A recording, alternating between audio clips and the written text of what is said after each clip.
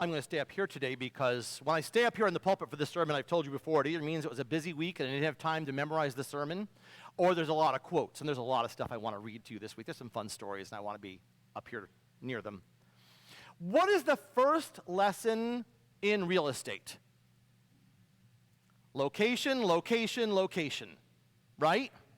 One of the keys I've heard, and I'm not a real estate person, one of the keys I've heard of real estate is buy the worst house you can afford in the best neighborhood you can afford. Buy the house, fix it up the value, right? Don't buy the best house in the bad neighborhood. Buy the worst house in the good neighborhood, and then your value goes up. Today's lesson is, as I read the lessons, it sort of hit me actually this morning. I kind of rewrote things because I see two of what I consider to be the most important spiritual tenets of discipleship. And I'm going to point those out and highlight them as we go along. But the readings today focus on what I think are, and I hope I'm not being manipulative by pointing them out to you because I like them, but I think as your spiritual leader, I think they're two of the most important tenets of what it means to be faithful. And I want to point those out to you. Today's Old Testament lesson is a weird one. Jeremiah is a prophet who is preaching about the impending doom of Israel and Judah and the faithfulness of God. But then in today's reading, we see this really weird, boring, logistically heavy-laden reading. Number one, thank you to Teddy, because that had a lot of weird words in it.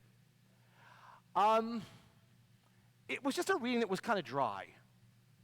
I'm buying a house from my cousin. I'm buying land from my cousin. This is what it's going to do. This is why I'm buying it. This is where you put the deeds, right? A little detail heavy. Wasn't near as exciting as the rest of Jeremiah's reading, but it really is. You have to understand the story. Babylon is about to take over. Assyria has taken over the northern kingdom, and who could get out actually ran south to Judah. Now Babylon is about to take over. It's 587 BC. Babylon is about to take over, and the people of Judah, Israel and Judah, the southern kingdom, the first kingdom has already fallen. The southern kingdom is about to fall, and it's over. What you have to understand in this culture is that armies, military power, were really equated theologically with divinity. When God is strong, our armies win. When our nation loses, our God has failed. Either God was weak or God forsook us. Forsaken. Okay? God failed us. So, there's a correlation between might and God. That's this culture. Israel and Judah, Babylon, Assyria, Canaan, it's all the same theology in terms of might and God. Okay? We see that oftentimes with the prophets and the prophets of other countries, that their God is not as strong as our God because of the might that happens in their ministries.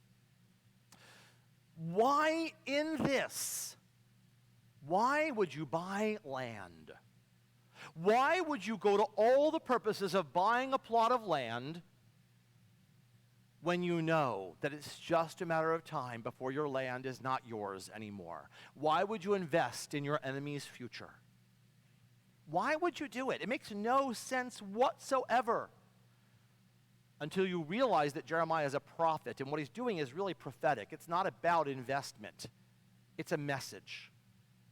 The message is this: even in the midst of devastating hopelessness, it's a sign of hope that God is our trust, and our faith is our priority.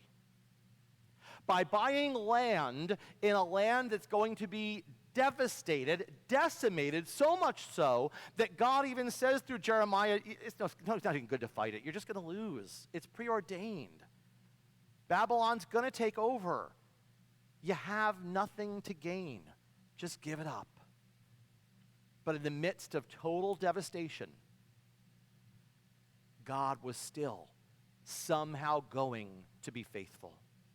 We also have to remember another aside I've mentioned to you before is this, that for Israel particularly, land was the promised covenant, right? The three parts of the covenant. I'll make you my people. I'll be your God. You will have land, and you will have descendants as numerous as the stars. Without the land, who was God's people? Not us.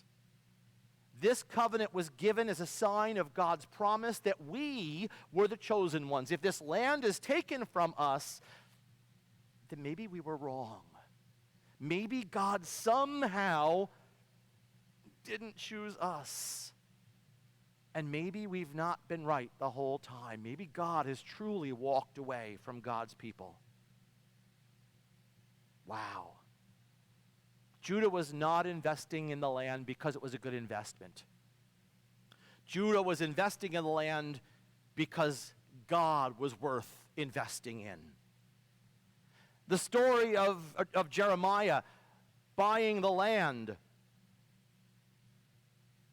means that if we remember, if we recall the faithfulness of God, we'll find strength for the difficulties that lie ahead. For Jeremiah, he was reminding the people of Judah that God was worth betting on. Even when God didn't seem to be present, you can always bet on God to be faithful. Baruch seals the deeds, all of the copies except one, in a clay jar. Why? Because they know that a clay jar will protect it for years. And here's the point. This won't be a quick thing. It may be years before we see where God is in the midst of this, but God will be in the midst of it, and we will see God's faithfulness. Jeremiah knew that God's promises might not be immediate, but that didn't mean that God wouldn't be faithful too. Spiritual lesson number 1, according to the Gospel of Rob, means nothing in the real world. It won't even get you a cup of coffee at Starbucks with $3. Recalling God's faithfulness is the absolute key to believing and standing in God's faithfulness now. The Passover, the Eucharist at our own altar. They're sacred acts of remembering what God has done as a strength to believe now what God can and will do, aren't they?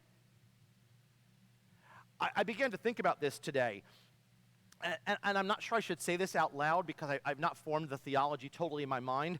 I'm a little leery of worship that is us-centered. Worship should be God-centered, not us-centered. When we worship and it's all focused on what God has done for us, I think it's kind of a wrong, we become spiritually narcissistic in that moment. But we come together to church to worship God, absolutely. But I wonder if in some way don't we also come because every single week we're reminded that God has been faithful?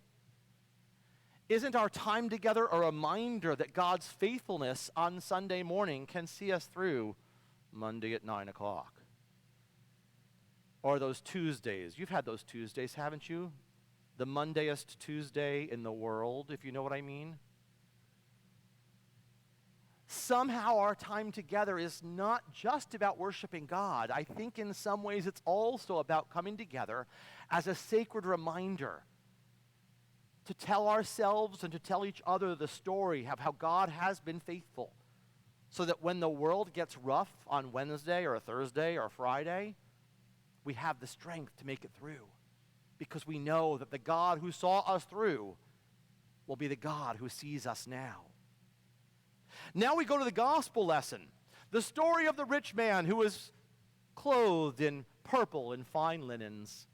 If you know me, you know I'm a linguist, and so I believe that language matters. I found something very funny this week I want to point out to you.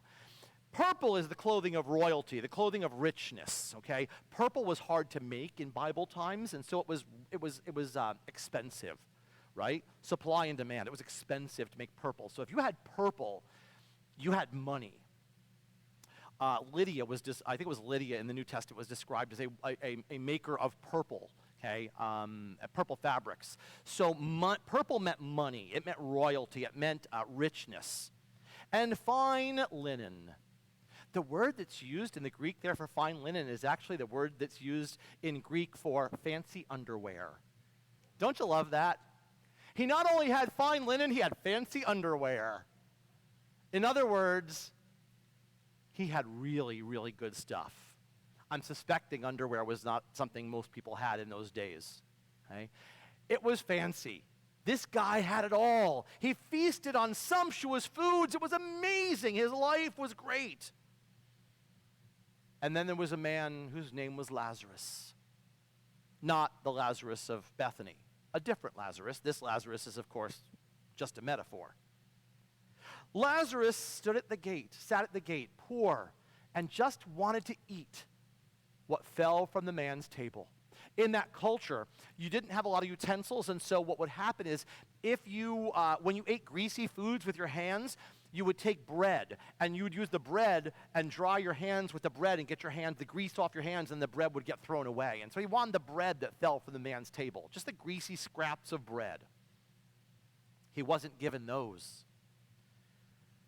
Even the dogs came to lick this man's sores at the gate. The rich man knew Lazarus' name when he served him a purpose, didn't he?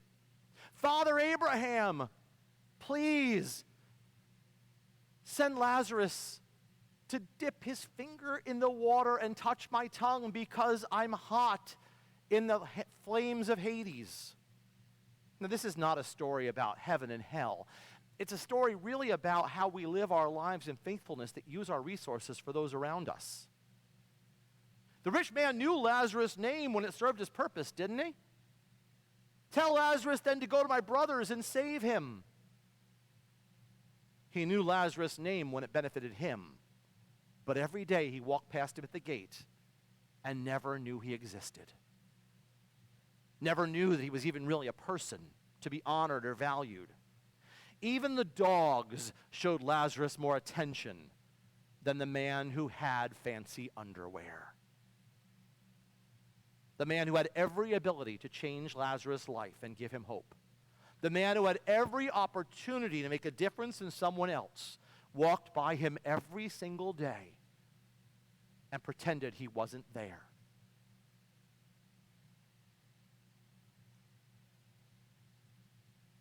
This is how we're told to live. Lazarus' issue wasn't about heaven or hell. It's about dehumanizing the poor. It's about demonizing the ones we don't want around because they don't look like us or love like us or speak like us or work like us. It's about demonizing and marginalizing those who just frankly are more of an inconvenience than they're worth in our economy. Instead, we live more like Timothy's reading, don't we? We live in a culture that glorifies and indulges our own desires like the rich man. Far from fleeing desire, we wallow in it, don't we? We're bombarded with advertising messages. Look, honey, here's a kitchen appliance I didn't know I ever needed, but look at it. It chops, it dices, it makes things in flowers, it cooks, it serves. It's amazing. It's only $19.99, and if I order now, in the next 30 minutes, I'll get a second one free for just a little bit of shipping. Yesterday, I didn't know this existed, and today, I can't live without it. Thanks, Ron Popeil. Exactly. Martin of Tours, St. Martin, a Roman soldier who was a Christian, a real Christian. The story is told in a day that was cold and it was midwinter. At the city gate, a beggar pleaded with Martin for alms. Martin had no money, but he could see that the beggar was turning blue at his extremities and he was shivering from the cold. Martin took off his soldier's coat. He cut it in half, and he gave half of his warm coat. It was a cloak, so it was large. Half of it to the beggar. That night, Martin had a dream. He was in heaven, and Jesus was wearing half a Roman soldier's coat.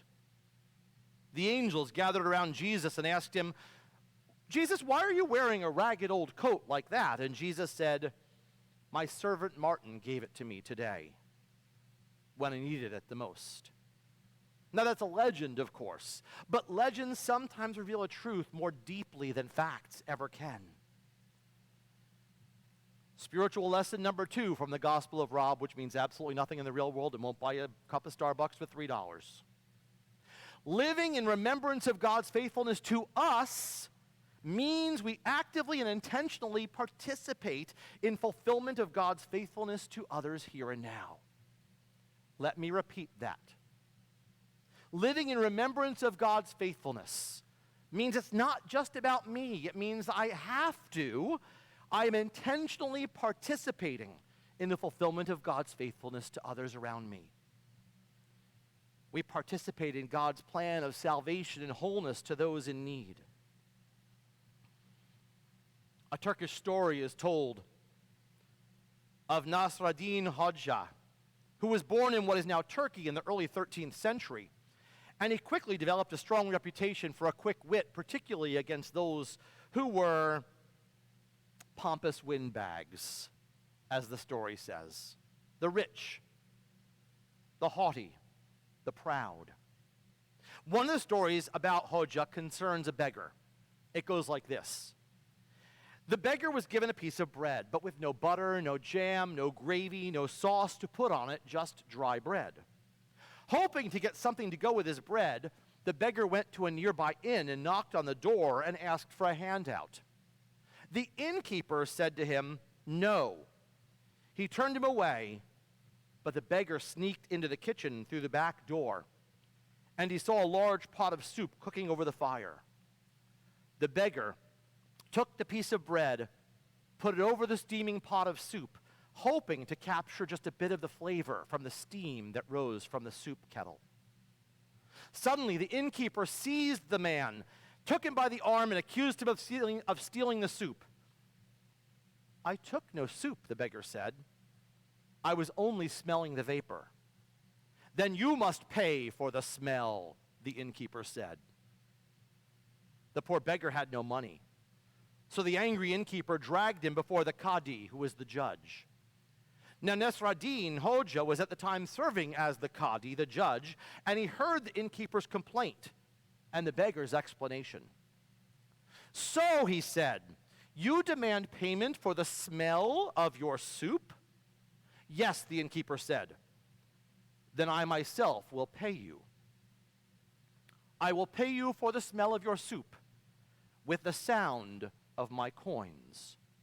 He took 2 coins out of his pocket, clinked them together, and pronounced the beggar to go free. Today, the lessons of discipleship are clear. Like Jeremiah, we recall God's faithfulness in ways that give us hope and strength for difficult times. And may that faithfulness empower us. May it compel us. May it challenge us to bring that faithfulness to the world around us as well. Amen.